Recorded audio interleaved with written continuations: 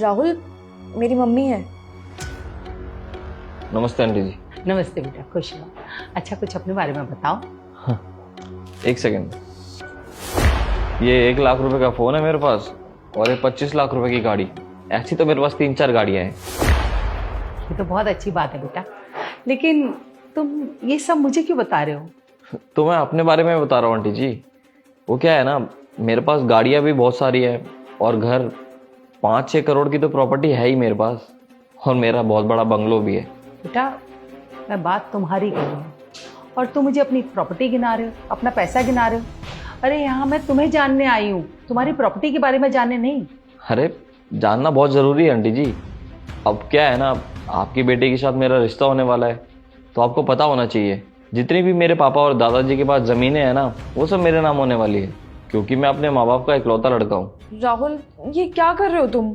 मैं इतनी मुश्किल से मम्मी को यहाँ पे मना के लेके आई हूँ और तुम इतनी बदतमीजी से बात कर रहे हो मेरी मम्मी से, हमें नीचा दिखाने की कोशिश कर रहे हो। अरे तो इसमें गलत क्या है? मैं अपने बारे में तो बताऊंगा ही ना, और आजकल तो सब कुछ पैसा से ही होता है। अरे इनकी बेटी खुश रहेगी मेरे साथ, बस यही तो बता रहा हूँ इन्हें। लेकिन राहुल, ये बेटा सुनो, ये ना तुम हमारे सामने अपने पैसे का रौब मत दिखाओ। हम भी कोई मरे गिरे लोग नहीं हैं, बहुत पैसे वाले हैं, लेकिन यहाँ हम तुम्हारे पैसे के बारे में, तुम्हारी प्रॉपर्टी के बारे में जानने नहीं आए हैं, हम तुम्हारे बारे में जानने आए हैं। मुझे जानना है कि आखिर मेरी बेटी ने कैसे लड़के को पसंद किया है जिससे वो शादी करने वाली है। वो लड़का है कैसा, मैं ये जानना चाहती हूँ। देखिए आंटी जी, आपकी बेटी को मैं भी बहुत ज़्यादा प्यार करता हूँ, तभी तो मैं इससे शादी करना चाहता हूँ। अच्छा बस बस, ठीक है, मुझे ये बताओ कि तुम क्या करते हो? अरे अभी तो बताया मैंने आपको अपने बारे में, मुझे कुछ करने की क्या ही ज़रूरत है। मेरे पास करोड़ों रुपए की प्रॉपर्टी है। देखिए, अगर हम कुछ ना भी करें ना, तो हमारे पास किराया इतना आता है कि मेरे बच्चे अपना जीवन आराम से व्यतीत कर सकते हैं। अच्छा, मतलब तुम कुछ नहीं करते हो।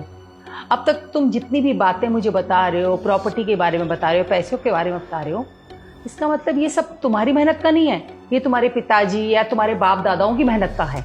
मतलब कि यहाँ पर तारीफ तुम अपनी नहीं कर रहे हो, अपने पेरेंट्स की, अपने दादा परदादाओं की कर रहे हो। लेकिन तुम क्या हो?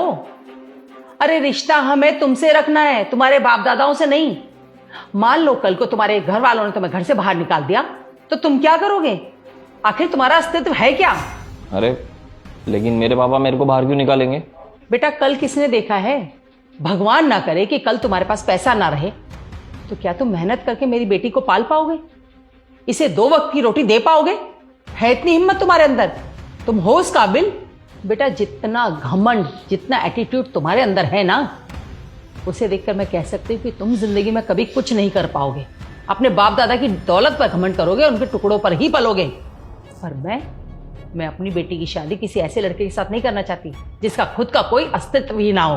बेटा, भले ही मैं अपनी बेटी की शादी एक गरीब और मेहनती लड़के से कर दूंगी, पर तुम जैसे से नहीं। अरे वो बेशक पैसों से गरीब होगा, पर मेहनती होगा, 2 पैसे कम कमाएगा, लेकिन मेरी बेटी को जिंदगी भर खुश रखेगा।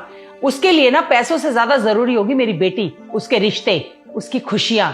लेकिन तुम्हारे लिए जिंदगी में सिर्फ पैसा ही सब कुछ है और वही रहेगा। और सुनो, आज के बाद मेरी बेटी से मिलने की कोशिश भी मत करना। चल बेटा। पर मम्मी, राहुल सही में बहुत अच्छा लड़का है, आज पता नहीं इसको क्या हो गया है।